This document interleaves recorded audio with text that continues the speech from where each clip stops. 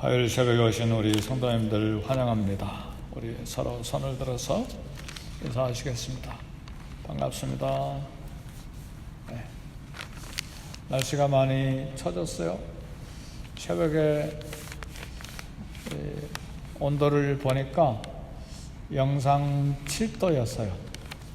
그러니까 LA 날씨로는 많이 추운 날씨죠. 그렇죠? 오늘 따뜻하게 옷 입고 또 추위 잘 견딜 수 있기를 바랍니다. 혹시 다 플루 독감 예방주사 다 맞으셨어요? 네, 잘 하시면 좋을 것 같아요. 역사를 공부하는 중요한 이유는 역사를 보고 잘한 것은 그대로 본받고 또 어떤 것이 잘못되었는지 잘못된 것은 또 경계로 삼고 교훈을 받아서 오늘을 잘 살고 또 오늘을 잘 살 뿐만 아니라 아름다운 발자국을 남겨서 다음 세대가 또 본받고 살 수 있도록 하는 그런 좀 이유가 있습니다.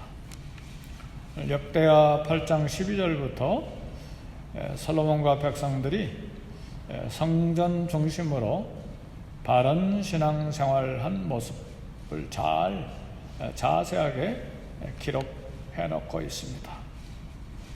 그 결과로 이스라엘 국가가 평안을 얻고 또 창성하고 또 부강하고 또 영광의 시대를 맞이했습니다. 그야말로 예루살렘에 평안이 있었어요.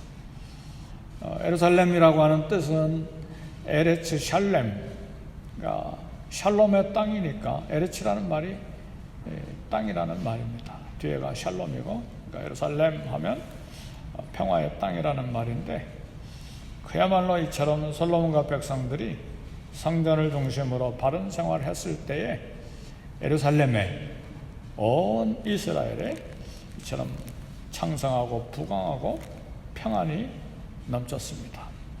근데 이런 역사적인 기록을 누가 읽고 교훈을 얻는가? 1차적으로 바벨론 포로에서 돌아온 이스라엘 백성들이 역대기 상하서를 읽으면서 많은 생각을 해야만 했어요. 파괴된 예루살렘 성전 왜 그렇게 됐을까? 그렇죠. 지금 이 역대 상하를 읽는 이스라엘은 바벨론 포로에서 돌아온 이스라엘 백성들이거든요. 그래서 신앙을 다시 회복하면 성전을 건축하고 다시 신앙생활을 회복하면 다윗과 솔로몬 시대의 영광과 부흥을 회복할 수가 있겠다. 이제 그런 도전을 위해서 역대 상하가 기록이 된 것입니다. 북이스라엘과 남유다 신앙 실패, 찬란한 솔로몬 성전을 지었음에도 불구하고 왜 성전이 다 파괴되고 성전 기물들이 다 바벨론 제국으로 다 옮겨져 가고 70년이나 포로가 돼서 이제야 포로로 귀환했을까? 많은 생각을 했을 거예요. 역대상하를 읽으면서. 그래서 해야 될 일이 있어요. 역사서를 읽으면서 성전을 중심으로 하나님을 바로 섬기기를 새롭게 결단하는 것입니다. 2차로 교훈받을 사람들은 오늘 저와 여러분과 또 예수님 오실 때까지 앞으로 오고 오는 또 다른 믿음의 후손들이죠. 다시는 역사서를 읽으면서 신앙 실패 반복하지 아니하리라, 이렇게 결단하는 것입니다. 개가 토했던 것 다시 먹고 돼지가 깨끗이 목욕을 했는데 다시 지저분한 데 가서 뒹구는 것처럼 그렇게 하지 않고 어떻게 하면 주님 앞에서 바른 신앙의 삶을 살아 우리 주님과 함께 동행하고 이런 믿음의 발자국을 아들과 딸들과 손자와 손녀 다음 세대의 유산으로 상속할 수 있을까?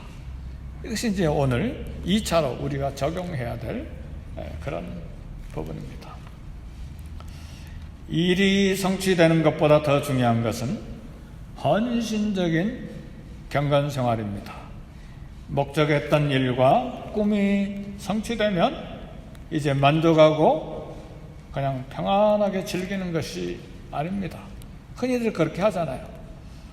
70세까지 열심히 일하고 이제는 리타이어 했으니까 편안하게 쉬고 여행하고 먹을 거 맛있는 거 찾아다니고 구경하러 다니고, 우리 신앙생활은 그게 목표가 아니고 또 그렇게 해서도 안 됩니다.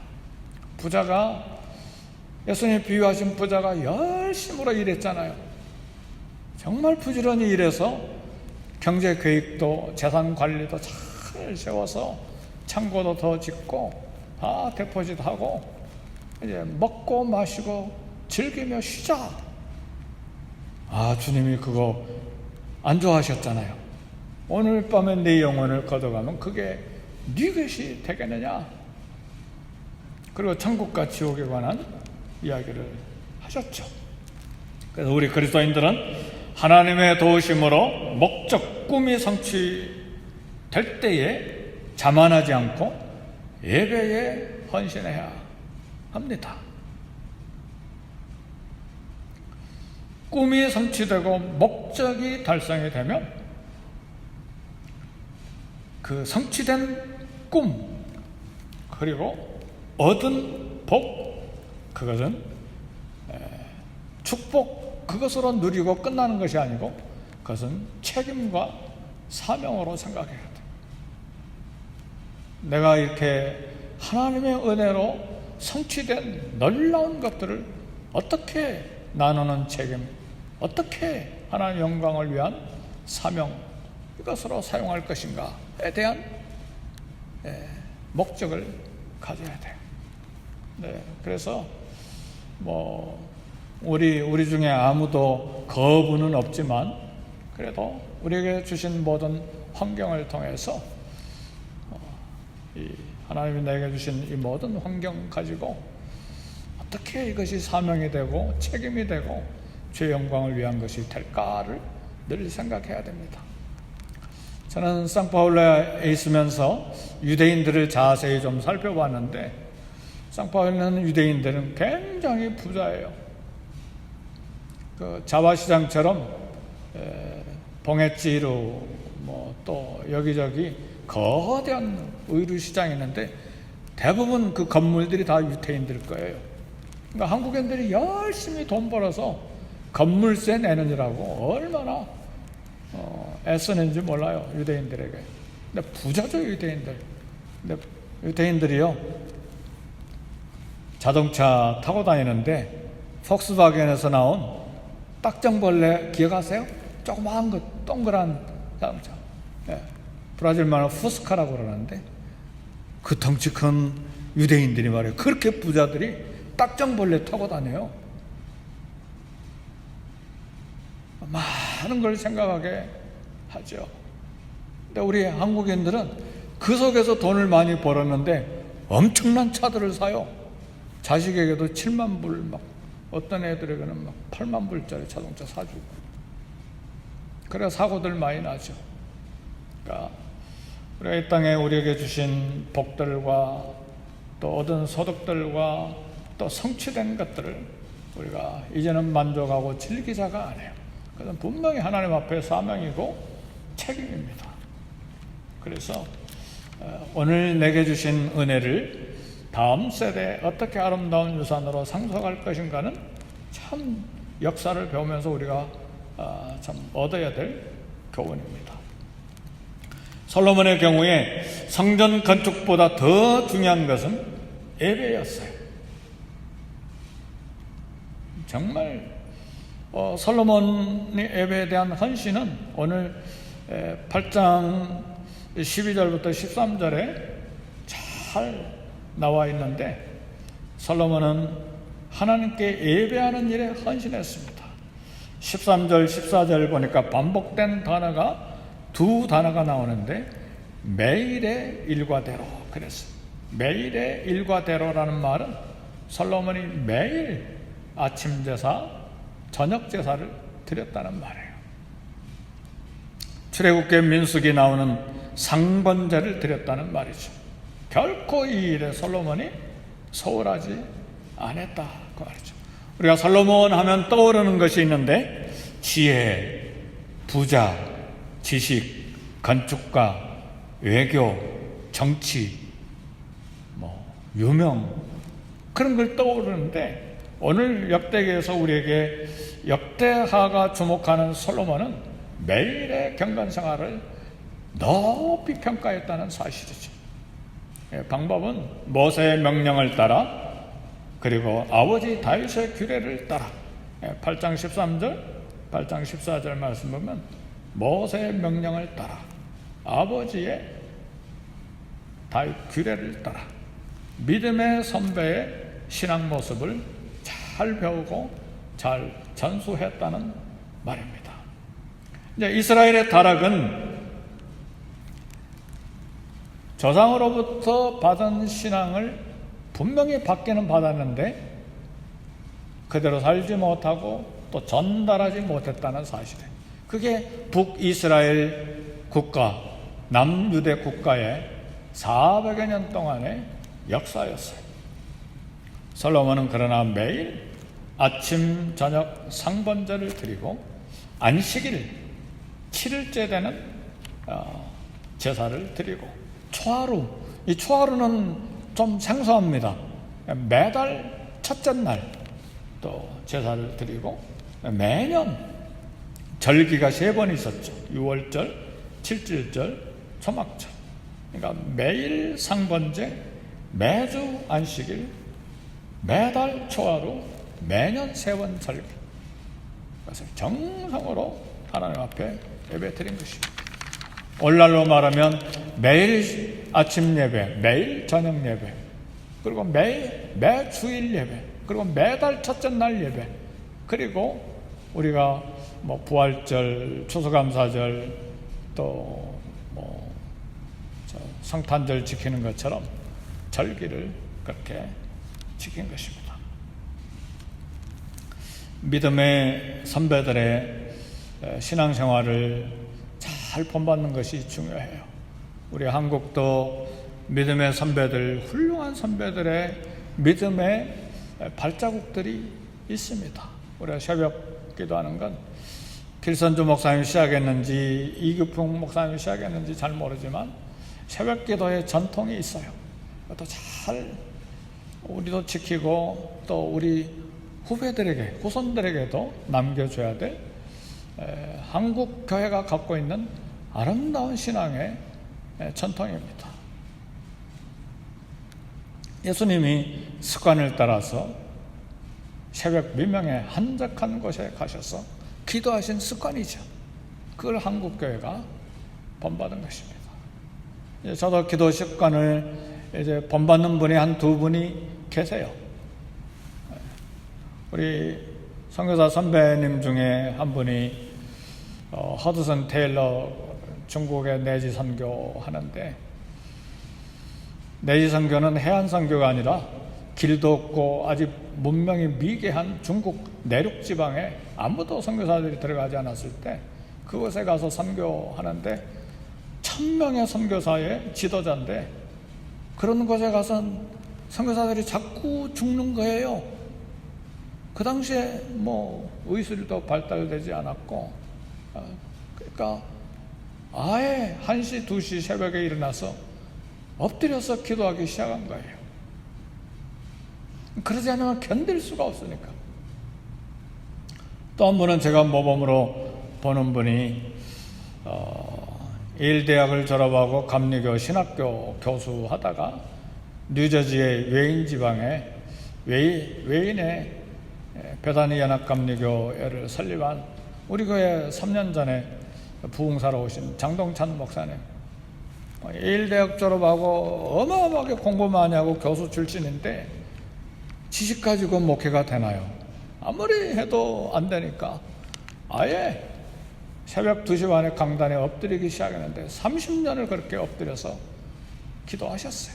그리고 3, 4년 전에 은퇴하셨죠. 그리고 우리 교회 부흥사로 오신 거예요. 그 소식을 제가 선교사로 있을 때 이야기를 듣고 언제 나도 그렇게 강단에 엎드릴까? 근데 3년 전에 부흥사로 오셨을 때 부흥의 일주일가 하고 가셨을 때 이때다, 오늘부터다. 그래서 저도 새벽에 일어나기 시작한 것이죠. 남보다 더 일찍. 코로나 전이든 코로나 후든 똑같아요. 계속 그렇게 제가 사명이 있는 한 그렇게 기도하기를 원해요. 뭐가 뭔지는 저는 잘 모르겠어요. 그분들이 가지고 있는 특별히 하나님을 만나는 비밀이 있을 거예요.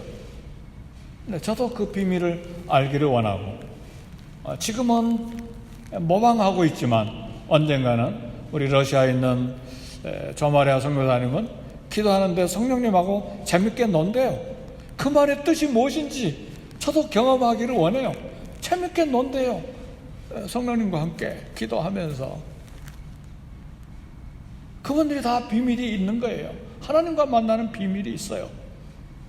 그러니까 모세가 한 규례대로, 아버지 다윗이 명령한 대로 거기에 따라서 이렇게 예배드리고 헌신한, 그렇게 했을 때에 마지막 오늘 본문의 마지막에 보면 오빌에 이르러서 금 450달란트를 얻어서 솔로몬 왕에게 가져왔더라, 이 말이 마지막으로 기록된 건 450달란트는 곱하기 35kg 해야 되는데 수백 톤의 금이 이스라엘에 들어왔다는 것은 그만큼 나라도 부강하게 만들어 주셨다는 말이죠. 형통하게 된 것이죠. 사랑하는 성도 여러분, 미국 이민 생활 어떻게 하는 것이 잘하는 것일까? 하나님의 말씀을 따라서, 믿음의 선배들의 신앙의 발자국을 따라서 뭔가 하나 내게 도전이 된 거, 그거 붙잡는 거예요. 기도, 아니면 말씀, 아니면 전도, 아니면 선교, 아니면 구제, 아니면 뭔가 부엌에서, 아니면 청소로, 뭔가 하나님 앞에서, 아니면 주일학교 아이들을 가르치는 일로, 아니면 호스피스로 뭔가 붙잡고 하나님 앞에 헌신을 다하는 거예요. 그것이 우리의 일생의 신앙생활의 동력이 되고, 그리고 우리 하나님 앞에서 살아가는 방법이 될 거예요. 우리 믿음의 선배들은 다 하나님을 만난 경험들이 있어서 그런 발자국 우리에게 남겨주고 하나님의 말씀이 여기 기록이 된 것입니다. 어려운 힘든 시대에 하나님 생생하게 살아계시고, 추운 겨울이 이제 됐지만 우리 가슴을 따뜻하게 하고 뜨겁게 하는 믿음의 사람들이 우리 주변에 지금도 많이 있어요. 하늘의 별처럼 많이 있어요. 그분들을 보고 또 말씀을 읽으면서 이 땅에 믿음으로 승리에 감으로써 이스라엘이 반복된 실패가 아니라 반복된 믿음의 성공으로 참 계속해서 도전받는 것처럼 하나님 앞에 살 수 있기를 바라요. 말씀을 마칩니다.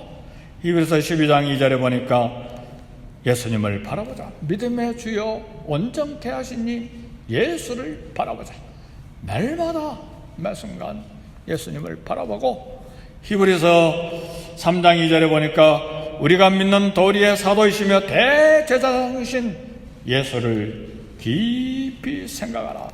예수님을 바라보고 예수님을 깊이 생각함으로 오늘도 승리의 삶을 살아가는 저와 여러분이 되시기를 주의 이름으로 축복합니다.